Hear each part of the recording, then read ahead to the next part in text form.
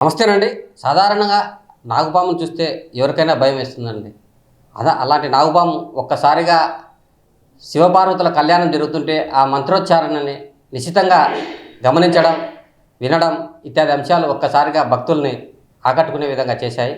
ప్రస్తుతం ఈ వింత ఘటన విశాఖపట్నం జిల్లా గుడిచెర్ల గ్రామంలోని రాజరాజేశ్వరి దేవాలయంలో జరిగింది.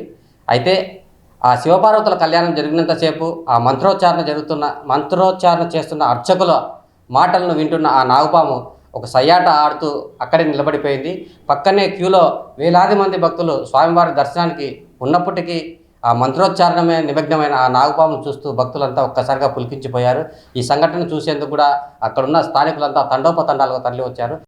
సహిరణ్యః కన్యాదానం అహం కరిష్యే కన్యాం కనకాః సంపన్నాం కనకాః భరణైః భూషితం దాస్యామి విష్ణవే దృభ్యం బ్రహ్మలోకాః జిగీషయా కాలాంగుద సామీప్య సహిరణ్య కన్యాదానమహం కరిష్యే కన్యాయాం ప్రవరాన్వితః చతుస్సాగర పర్యంతం